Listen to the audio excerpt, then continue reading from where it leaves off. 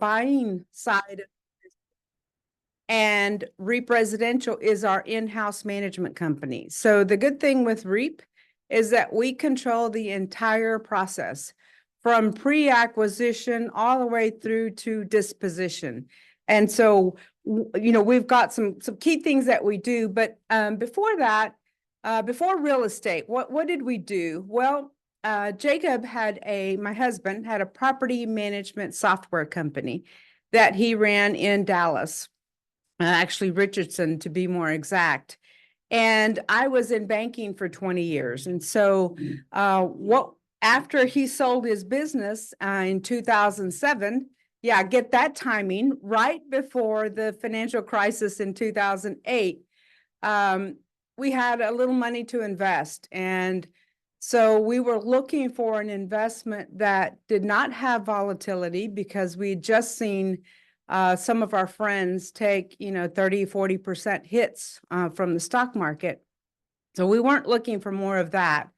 And what we also wanted was something that we could get some tax benefits from. We just had a big taxable event. And so those were two of the main things we were looking for. And that's how we found real estate. Well, actually, Jacob came to me and said, why don't we buy multifamily property? And I said, oh, hold on a minute. What is a multifamily property? How does it operate? How does it make money? Being a finance person, that was the main thing for me, was to figure that out. Well, fast forward to today, we've purchased 33 different assets in San Antonio, Austin, and Houston, with a dollar value of about $720 million. So it's been a great business for us. And we've partnered along the way with investors and what we call our limited partners. And it truly is a partnership, because without them and without our team, we wouldn't be where we are, and we wouldn't have been able to also share in the rewards with our investors. So today, I'm excited to introduce to you one of our key leaders at our company, Victor Garza. Victor is not related, although I would claim him if he wanted to be claimed as one of our Garzas. And he is our Director of Capital Projects. Victor, can you tell us a little bit about yourself? Sure. As Arleen said, I'm Victor Garza, Director of Capital Projects here at REEP Residential. I've been in the industry 24 years. The majority of that I spent on the operations side. I started out as a leasing agent, worked my way up to a regional manager, and then a few years ago moved over to the capital or construction side. I've been here with REEP now 2.5 years. August 2021, I believe, is when I started. Fantastic. Well, as I mentioned before, we own the properties in San Antonio, Austin, and Houston. And I want to start a little bit by sharing about why Houston. I mean, Victor, that's been your hometown, and you know the market very, very well. And we do rely on Victor and other folks on our team that are in the Houston market or San Antonio or Austin to really feed us the information, even pre-acquisition. What parts of a market are the best to buy in? Because you can have opportunities in any market. But in Houston in particular, that was one where going into the market in 2019, we heard a lot of things. We heard that there's no zoning. You really have to know the market, submarket by submarket. And so we did a lot of digging. And what we found is that when we analyzed the data, Houston had those key elements: job growth, population growth, and the renter statistics. The household income was nice, and the percentage of households that rent exceeded 50%, which is something that we look at. So in a market like, I think Houston proper is over 7 million people, and if 50% of those rent, of those households, you've got a good market there to start with and to work with. So Houston met all of that. And Houston has consistently been highly rated. It's the 4th largest city in the U.S. The average household income is $90,511. So from a renter standpoint, that's good, because it means they can afford our rents. It's got a low unemployment rate of 3.9%, which is below the national average. And a lot of that is because there are a lot of jobs in Houston. So employment has tended to be on the lower end of it.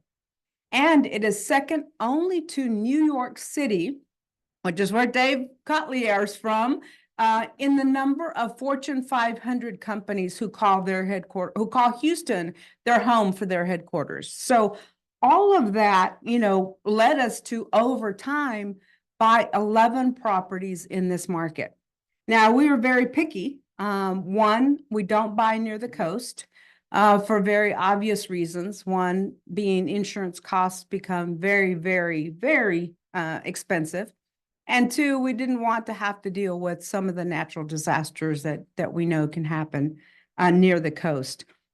So that was big. And then we looked at the demographic data, all the projections, and we said, yeah, this is where we want to be. And then we talked to our team, and our team said, this is where you can buy. This is where there's growth. And over 50% of the growth in Houston has tended to be in the submarket, on the outer lying areas of Houston. And so that is, if you look at where REEP owns properties, it's kind of northwest part of Houston, Cypress and, the Willowbrook area, some of the areas that are more on the outer edges of Houston. And so that has really allowed us to build a base in Houston where we can take advantage of economies of scale. So the vendors we use have all been vetted. They've been, utilized by somebody on our team at some point or another. And we get great pricing because they know we have a portfolio that they can potentially be part of in terms of from a vendor standpoint. So that is kind of the background on REEP and how we got to Houston and why we came to Houston to buy. But let's talk a little bit about what the subject is today, and that is renovations. REEP has built its portfolio on value add acquisitions. And so value add can mean a couple of things, but in general, it's the property is underperforming in some way. It could be that the competitors have gone in and fixed up the units and they're getting a higher rent. And so part of our value add strategy is to go in and beef up the units, make them nicer, add amenities. So because we don't directly compete with the A class, we typically buy B class assets. The amenities are an important thing for people that are coming in to rent. So we try to mimic some of the amenities that are at the A class properties to get a higher rent as we come in. But one of the big things on this is having enough money for the renovations. When we started out almost 13 years ago, we didn't quite have it down to a science. So we typically had enough money to do all the renovations. But if, there was something we decided to change midstream, we didn't always have that luxury to do. But over this period of time, we now know having enough money to complete the renovation and any deferred maintenance is critical. But you also don't want to have too much money. Because if you have too much money, then you're diluting the investment to some degree, or can, for investors. So it's a fine-tuned process to get to the right number. And so we start out on the buying side, which is what I oversee, by underwriting a particular renovation number or capital expenditure number. And that comes from us visiting the property, us taking a look at the broker offering memorandum to see how many units have already been renovated, how many need to be renovated. Did the current seller fix the outside? Did they paint it? What did they do? And we typically ask for, and this is important, a capital expenditure summary from the seller. So that tells us where did they put their money? Because if they did a good job, we shouldn't need to go back in and put more money behind their money for those particular items. So we start with that, and then we go to Victor and we say, Victor, this is our first pass at the capital expenditure budget. And then Victor, what do you do at that point? At that point, I take a look at what we want to do at the property, what we budgeted, and then I'll make sure our numbers are fit the current prices. In the beginning, we've gotten much better. As Arleen said, we've got it down to a science now, but in the beginning it was, we may have wanted a playground, but we budgeted enough money for, a playground that would be in someone's backyard, not a commercial piece. So we've gotten to the point now that once I get that budget, it's pretty in line with the cost that we're seeing. So I just verify that, make sure that there aren't going to be any surprises around the corner, and hand it back to the buy team and say, this is a good budget. Okay. And then comes the next step, and that is due diligence. So due diligence is when we're already under contract. We're given permission from the seller to go in and really dig deep. We will walk into every single unit, open cabinets, turn on faucets, push on the toilets. We're checking everything there. And so tell us what you're doing on due diligence when we're on the properties. So on due diligence, I bring out several different vendors. I bring out electricians, plumbers, roofers, landscapers, any trade that I think we're going to need. I like to bring them out. I'll bring out 2 or 3 in each of those trades so that I can get a good bid from them when it comes to time to make these repairs once we bought the property. I usually go through with each one and say, hey, we're going to do a new roof, or we need a tree trim, and we want to really beef up the curb appeal. And so I'll get those bids while we walk that day. This due diligence day is also a great time to find anything that we may have missed on that initial pass. We can go through and say, okay, we weren't expecting to paint this property, but now we need to. So we need to look at our budget again. Do we have enough money in contingency to cover that, or do we need to increase that budget? I always want more money, but there have been times that we've gone onto a due diligence and I've said, you know what, we budgeted to do this project. It doesn't need to be done because the seller did a great job, or we thought it needed to be done, but now that I've seen it, we don't really need to. So sometimes we will scale that budget back as well. Once due diligence is done, I give the vendors 7 to 10 days to give me their prices in. And then I start refining which vendor we're going to select, because I want to start preparing for the day we actually close.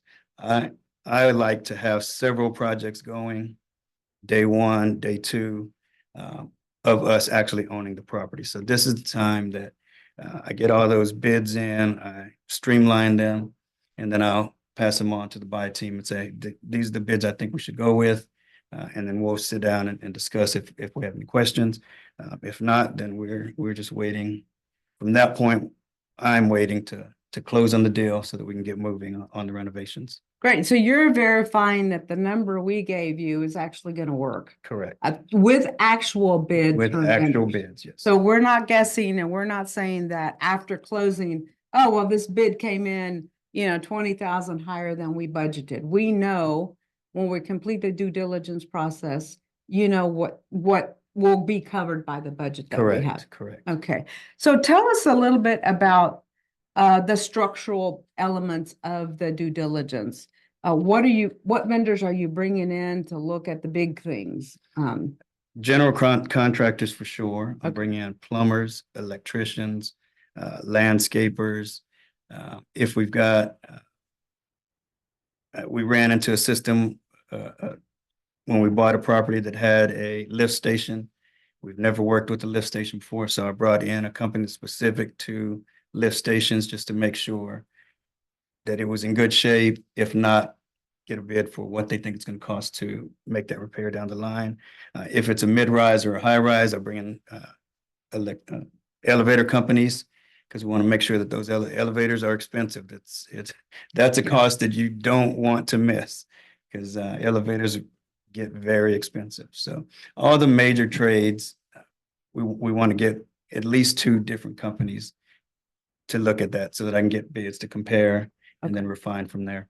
So Victor, if the seller tells us, hey, we put on this roof 4 years ago, do we just go on their word, or how are you verifying that? I'll have at least two roofers get up on every roof of the property that we buy, and then I'll get their opinions. I like to get two, sometimes I'll get three, that way I can compare, make sure that if I just got one guy and he says I need to replace all the roofs, maybe I do, maybe I don't. You're not sure if he just needs to do work, Yes. right? So if I get two or three and they all say, hey, these roofs are bad, or I like it actually if I get, we're talking roofs, so if I get somebody on the roof and they say, oh, these roofs are pretty good, you know, we might want to do repairs on these numbers. I like that because then I can then look at the two or three bids and see if they all say that. And then sometimes you'll have the ones that say, nope, they all need to be replaced, but then I got two others that say, no, we can do repairs. So I know now that third vendor that said we need to replace them all, that's somebody maybe I don't use going forward, or it's somebody that I have to keep an eye on going forward. Right. So you lose a little trust with them Just a little because bit, you had two other people tell you you don't need new roofs, and this one guy's saying you need roofs. Correct. So tell me about foundations. What are you doing in terms of checking out the foundation? I bring in a foundation company and I'll have them, we try to get into at least 50% of the buildings. We'll take measurements to make sure there aren't any deflections on has the building dropped or has it not. A good way to see that when we do our initial unit walks, you can see cracks in the sheetrock or doors that aren't closing. So that lets me know, hey, we've got some issues. So I'll make sure to get the foundation companies into the building where we're seeing those kind of deficiencies. Okay, fantastic. You talked about a plumber. So what are the plumbers doing on that initial inspection? I have the plumbers walking the exterior fixtures. We're looking for anything that might be corroded or missing. You'd be surprised at how many buildings don't have building shutoffs. And doesn't sound like a big deal now, but if you've got a break in the line, you've got to shut the whole property down, that becomes an issue for the residents, which becomes an issue for the staff that's running the property. So we're looking for, if we don't have shutoffs, I want to get a bid to what's going to cost me for shutoffs on other buildings. If there's boilers, I want them checking the boilers for me. I need to know how old they are. I need to know if they've had any kind of repairs recently. Because again, like elevators, boilers can get expensive. So we want to make sure that we're covering those costs. I have them walk inside the units, checking all the fixtures underneath the cabinets. We just want to make sure that we've got no surprises, especially if I get a look at the expenses and see that they've done a lot of plumbing repairs. Then I need to know, okay, you did all these repairs. There has to be a reason, and I need to make sure that we've budgeted for that. So that's a key thing. You know, on the underwriting side, we're looking at the financial statements from the seller to underwrite income and expenses to see how we can run it better in the future and therefore add that value to that property. But what Victor just shared is he's looking at those financials from the standpoint of what are they currently spending money on? If there are a lot of plumbing expenditures, it tells you there's some issues. And so we want to ask all the right questions to the seller. What repairs have you done? Why did you do those repairs? Are there any ongoing issues? And then you're going to verify it sometimes with cameras. So tell us about that. Correct. I have the plumbers. We're going to do at least 2 lines on the property, the 2 main lines, front and back. Typically, I'll do 3 or 4 lines just to make sure that everything. We'll run a camera down that sewer line to see if we find any bellies or breaks. Because again, just because we haven't seen that they've spent money on this doesn't mean that sewer is functioning properly. Maybe they just knew they were getting ready to sell and they didn't want to spend this money. So we'll run some cameras in there just to make sure that everything is running the way it should. And if it's not, I'll get bids to make those repairs prior to us closing on the property. Because those are the things that are going to cost us a lot of money if we don't catch them. And, you know, from a negotiating standpoint, if Victor comes back and tells me the roofs are shot, we've got sewer lines that have bellies. In other words, the pipe itself has got a little belly where there's a deficiency in that pipe. Then it becomes a question of, do we want to negotiate the price down for these items? And you typically don't want to, what they call in our business, retrade someone on something that was obvious when you toured the property. But that's why we're doing due diligence, because if we find something that is significant, then we want to go back to the seller and say, well, can you fix it before closing? Or how can we arrive at a solution? Because we now have, 50% of the roofs that have to be replaced. And unfortunately, at one time I was called the roof lady, because I would go back to the sellers and really ask them to meet me somewhere in the, maybe not even in the middle, maybe all the way, if the roofs had, according to our roof expert, hail damage or wind damage that had occurred during their period of ownership. So they were aware of it. Maybe they didn't file a claim, or maybe they filed the claim and kept the money. So these are the things that we have to become detectives to really figure out. And speaking on roofs again, we have purchased a property where they said, no, we did these 4 buildings, brand new roofs. They're all good. And then I got a couple of roofers up there and they said, oh yeah, they put new shingles on, but they didn't tear off the old shingles. They didn't replace the decking. So these roofs, while they got new shingles on them, they're not going to last very long. So those are the things that we're trying to find during due diligence. Correct. And on the electrical end, we're looking for particular breakers. Tell us a little bit about what we don't want to buy in terms of breakers, because there'll be issues. We don't want, we call them stab lock breakers. They're breakers that just kind of plug in. And the very popular in the 70s, early 80s. And a lot of the deals that we buy are falling in that 80s category. So we just want to make sure that at some point those breakers have already been updated. And those breaker boxes have been updated. And if they haven't, then we want to talk about the cost, if we're going to retrade on that or not. But I also have them looking for aluminum wire. All these 80s deals can become costly if you don't catch the stab lock breakers or the aluminum wires, because when inspectors come in to do a habitability, they can tell us, hey, you've got to bring this up to code. And if we didn't know that that was going to be an issue, then we're in a little bit of trouble because it's going to get expensive. So yes, we're definitely looking, we're checking the breaker boxes, and we'll pull a few wall plates off just to see how they're wired. Great. Well, and the other thing I want to share, and you probably all know this, but once we finish our inspection, the lender is going to come through with their engineering company and do a second inspection. And in that inspection, if they find things, there are certain things that they are going to make sure we fix. For example, anything that's considered a life safety issue. It could be something as simple as there are cracks or areas in the sidewalk that are lifted that could cause a tripping hazard. So it's a liability for us and for our partner, the bank or the lender, because they're going to be lending us money on this. So they will go through, do this engineering study, and then they come back to us with their findings. And at that point, we go back to Victor and we say, well, they said there were this number of trip hazards.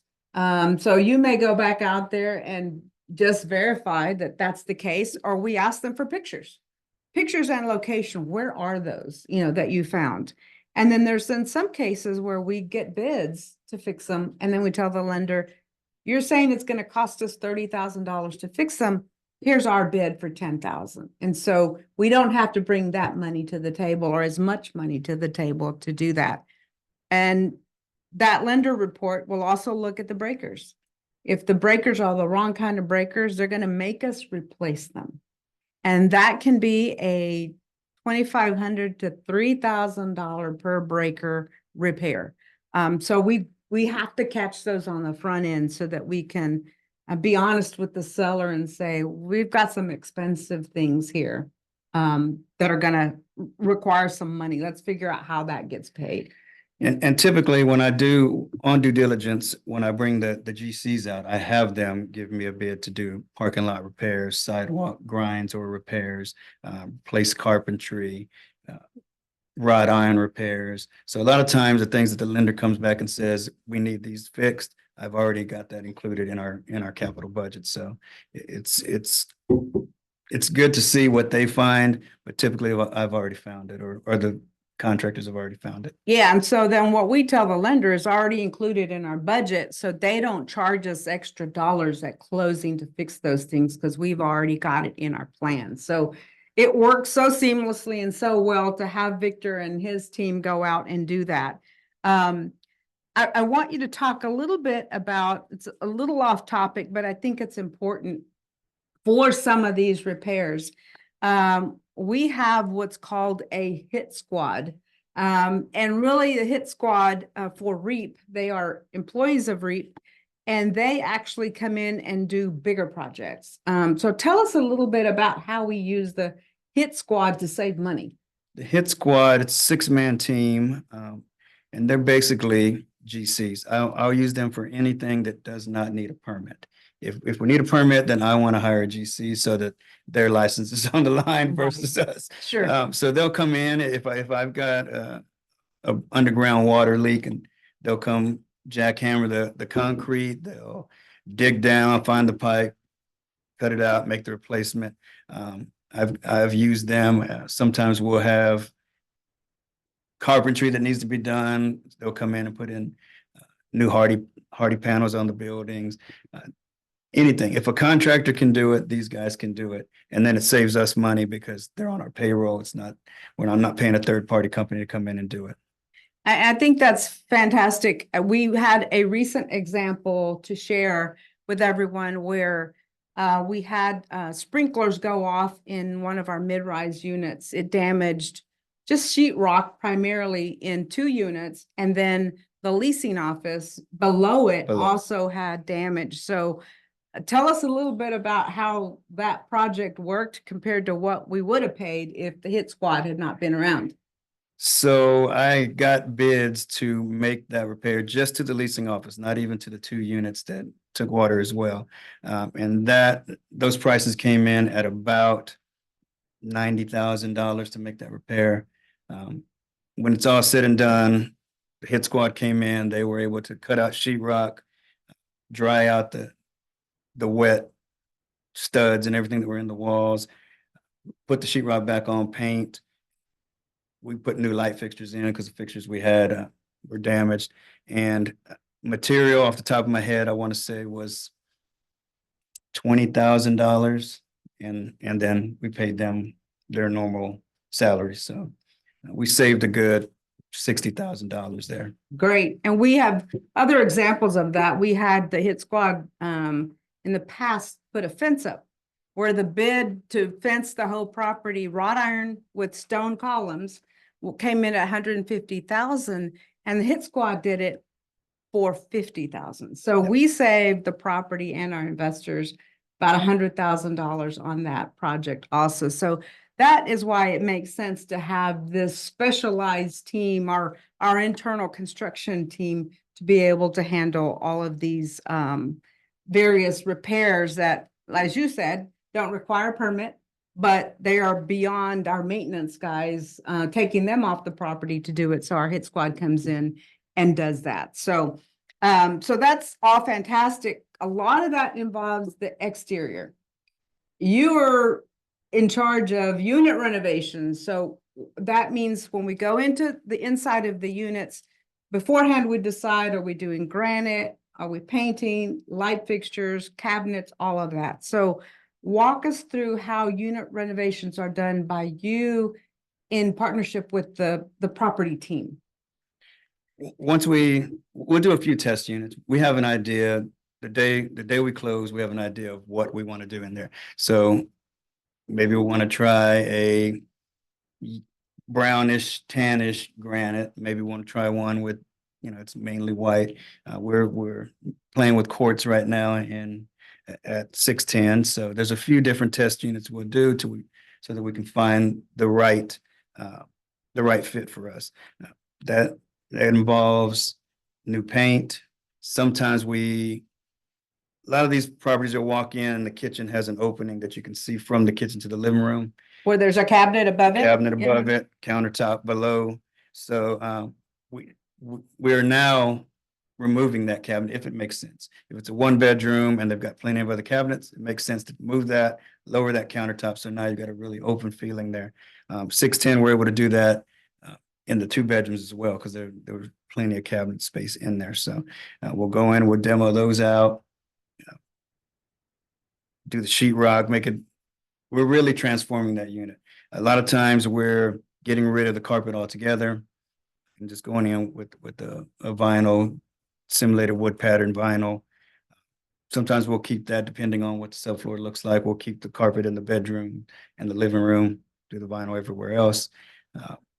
We're doing new shaker doors just about everywhere. The shaker door, if you're not familiar, it's just got a little, kind of like a square that pops out. So it gives it a more modern feel. Typically, we're doing new hardware on the doors, handles and pulls. Depends on what the market supports. We'll do stainless steel. For sure, we're going to do black appliances if we don't do stainless steel. New blinds usually. So it just transform the unit. I think we have some pictures later that we can see what one looked like and what it ends up.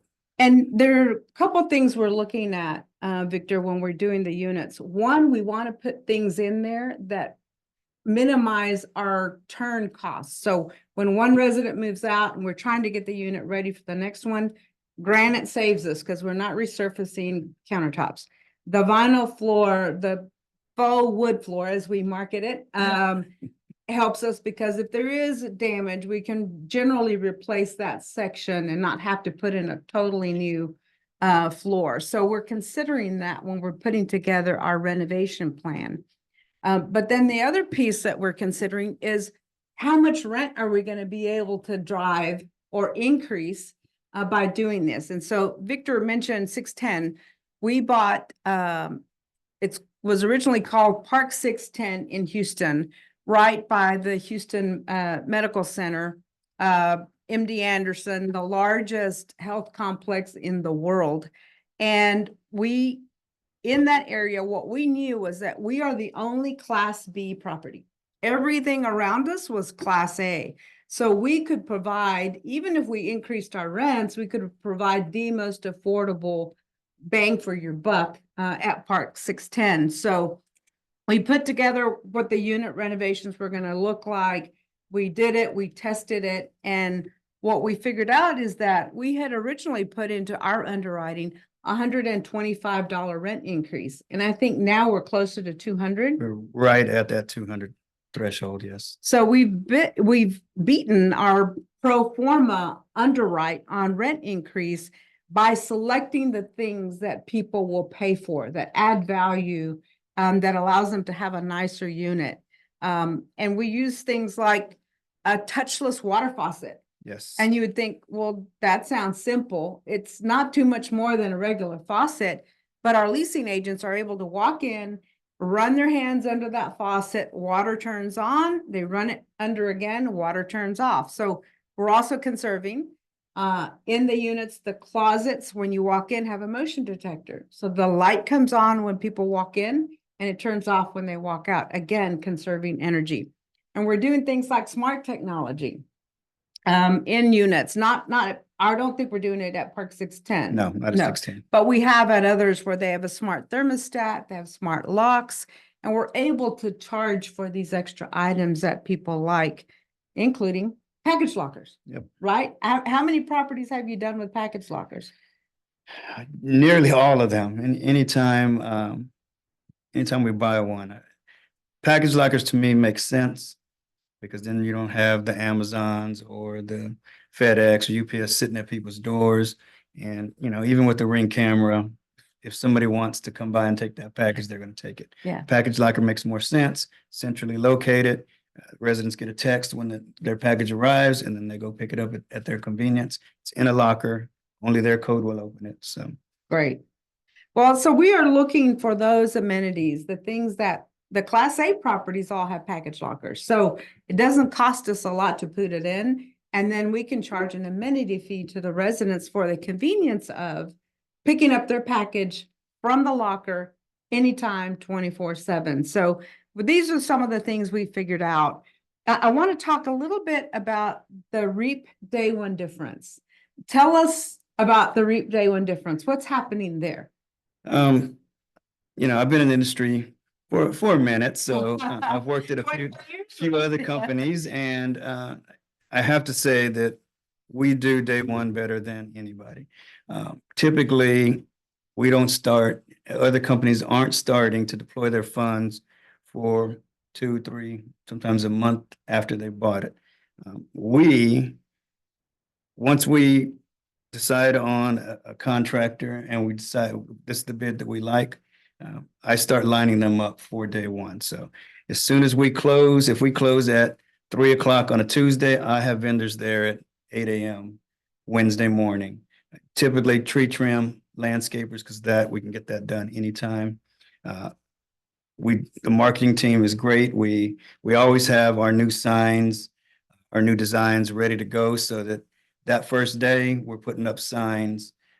If we're changing the name, the new name is up. If we're keeping the name, we're just going with some new signs. Those signs are already going up. So the first day, I try to have somebody there power washing. Everybody knows, oh, something's happening here, and it gets the residents excited. I can't tell you how many times I've walked a property and a resident will come up to me and say, "Hey, you guys have owned this thing for 2 weeks and you've done more than the seller ever did. I've been here 5 years or 10 years or however long the case is." So on day one, we're showing the residents that, okay, we're the new owner and we're here to take care of you. And that also helps with the leasing, because people Right. driving by are saying, "Oh, what's happening over here?" Right. And so it just generates that excitement. That's fantastic. So we call that the REEP day one difference. And as Victor said, the day we show up after closing, sometimes we're right there waiting for closing. The sign company is there ready to put up signs. All of our brochures have been produced Correct. and are ready to be put in the leasing office. Our employees have been hired at least 2 weeks before and trained at another property if we didn't keep the people at the property already. And they all have their shirts, and more importantly, the software is ready to go. Can you imagine running a business without software for 2 to 3 weeks? That doesn't happen here because we plan for weeks and weeks in advance of closing. The residential team and the equity team are meeting, checking off items on a checklist to make sure that the day we close, we are ready to start that renovation plan, executing the plan so that we can start maximizing the value of that property. We start meeting 4 or 5 weeks Yeah. prior to close. Yeah. So I think we've hit a lot of the highlights, the things that we wanted to convey to everyone about how we handle pre-acquisition renovation budgets, the actual, we're at due diligence, what are we doing there? After that happens, what are we doing once the property closes? So I think we covered the full amount, and so, or the full gamut. There's not all the details, but I think we have some pictures to show you of Park 610, which is now been rebranded at 610 at Medical, or at Med Center. So you can see right there to the left is what it looked like prior to our acquisition. To the right is the new sign. Now that one, the new landscaping hasn't gone in because we didn't want the sign company trampling it. But you can see how the branding for 610 at Med Center, not only the name, but the signage itself looks more modern, looks more appealing to that demographic that lives in that area. And then tell us about this, Victor. So huge difference here. The seller had painted this blue color that we actually liked, so we decided to keep that. But we really wanted to modernize the buildings and get rid of that brick, that orangish brown brick look. So we went with a soft gray, and then on the patio fronts and on any siding that is on the side of the building, we did in a darker gray, and then we just really touched that blue up again so that everything is fresh. So if you look at if we look at the before picture, that looks like an 80s property. If you look at the picture next to it, it looks much more updated. It could pass for a 90s property. But because, again, we know that all the other properties near us were Class A properties, we felt the need to really bring the look and feel of that property more to a modern age. And I think You did it, Victor, with that paint scheme. It looks fantastic. You want to tell us about this area? So right now, the one on the before pictures is what it looks like now. And I've got a new outdoor kitchen. We're rebuilding that pergola. I'm putting in some egg chair swings. I built a cabana out there. We don't have those after pictures just yet, but they're just about done. I'm doing some astroturf in the pool area so that we get a little more deck space that people can lounge on. And So- no grass in the water. No grass in the water, yes. Yeah, so again, those amenities, people, when they come to the property, are looking for those amenities. And if you make them look nice, then they're more willing to rent at your property than others. These are the interiors. You can see what they look like before, just a plain kind of Formica countertop. And we on the after photo went in, we put in a new mirror with that frame around it, changed the lighting. That's the granite Tiger's Eye countertop there. And then we did a tuxedo. I think we have a kitchen photo. If we do, you'll see the tuxedo. We did a dark gray at the bottom and then white at the top. There's the There kitchen. we go. So as you see here in the before photo, you've got that pass through where you look out. And we have taken those cabinets down and we've lowered that kind of standing bar top so that it's all one level and put in a new light fixture there. You can see the hands-free faucet in the background and then the new flooring. And one of the things you can't quite see there is the stove. So one of the things we do is the glass top stoves. And the reason we do those, one, it's more modern and it really attracts people. But the other reason is because when somebody moves out, we're not having to change out the elements, that round thing that heats up. Because in a typical property or apartment, you have to change those out every time somebody moves out. So we're saving money in the long run, and we're giving residents a much nicer look and feel to their kitchen. And that is the end of the pretty pictures. Victor, great job on 610 at Med Center. It is already doing very, very well, and we've owned it since November. So think about that. We bought it into November, we closed, and the buildings are already all painted. And so it's phenomenal. As you said, it lets the residents know we're serious about giving them a great place to live. Yep, I will. So I'm now, actually punching that paint job on Monday. are you? So we will be 100% done on the exterior with, minor punch items. Fantastic. So let's now go to questions. I'd forgotten about those pictures. So let's see what questions you have that we can answer.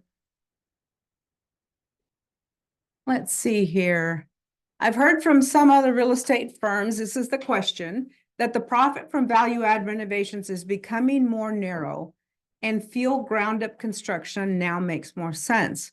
What is your opinion and how do you control vacancy if you're planning to do interior renovations? So I'll take that question first. So it depends on your renovation. So what we do at REEP tends to be between 3,500 to call it 7,000 per unit on the high side.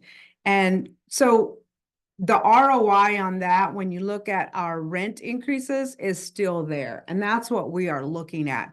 Ground up construction, we are just now starting a project, so I can't quite tell you about that. But I will say that costs have gone up in ground up construction too. And the big issue with ground up right now is interest rates. So for now, and in our mind, these renovations make sense. We've learned to do them in a very cost-effective way where the ROI is there.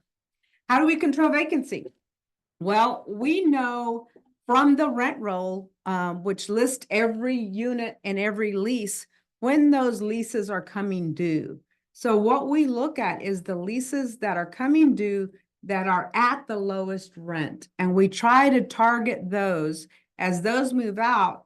we'll give that resident a rent increase. They usually choose not to stay or move to a unit that's renovated. And so then we have units.